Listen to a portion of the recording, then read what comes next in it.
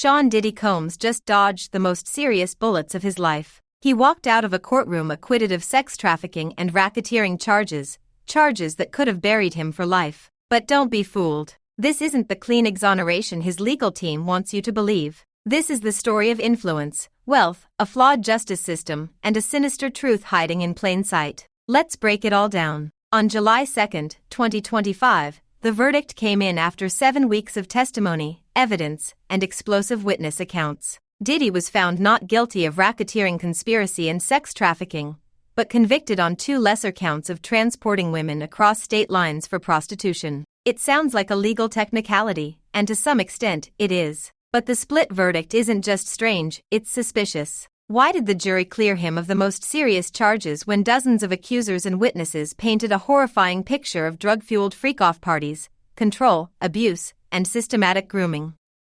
According to courtroom insiders, the government failed to connect the dots under RICO law. They couldn't prove a criminal enterprise beyond reasonable doubt. And that's where things get murky. Witnesses like former personal chef Jordan Atkinson detailed how women were flown in, dressed up, and broken down. She testified under oath about seeing women leave Diddy's events bruised, shaken, and sometimes not walking at all. She even said she feared for her safety after the verdict and begged the court not to release him on bail. The judge agreed. Despite being acquitted of the most headline-grabbing charges, Diddy is not free. He remains in federal custody, and the judge has made it clear, this man is dangerous. His sentencing for the 2 lesser convictions is scheduled for October 3rd, and he faces up to 20 years in prison. But here's the kicker, most legal analysts agree that with good behavior, connections, and time already served, he could walk out far sooner than anyone expects. Now let's talk about money. Before these charges, Diddy's net worth was estimated around $900 million.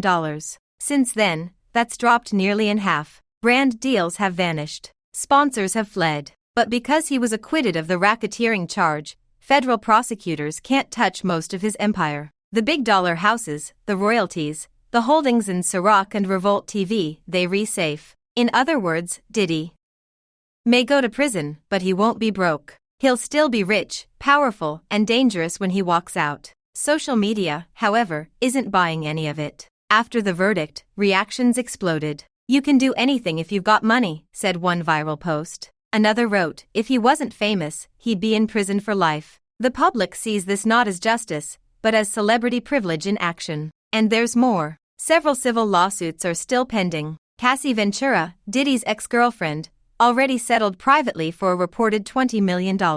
That case involved some of the same allegations: violence, coercion, psychological control. If more women come forward, and some already have, this legal firestorm might be far from over. And here's the sinister part.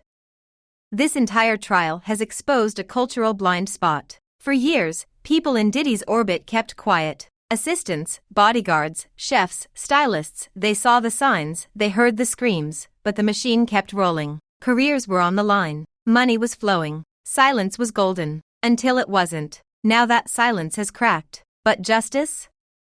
That's still uncertain. The legal system gave us a mixed message: yes, you're guilty. But only a little bit. It's the kind of outcome that makes you wonder, not just about Diddy, but about how many other powerful people are walking around untouched, protected by fame, fortune, and fear. So what happens next? October 3rd, sentencing day. Until then, Diddy will remain locked up, and prosecutors might still dig deeper. But the verdict has already sent a message. If you're rich enough, powerful enough, and your lawyers are sharp enough, even the most damning stories can be sliced apart in court. This wasn't just a legal drama. It was a high-stakes chess match. And Diddy, like it or not, just survived checkmate. So here's the real question: was justice served or bought?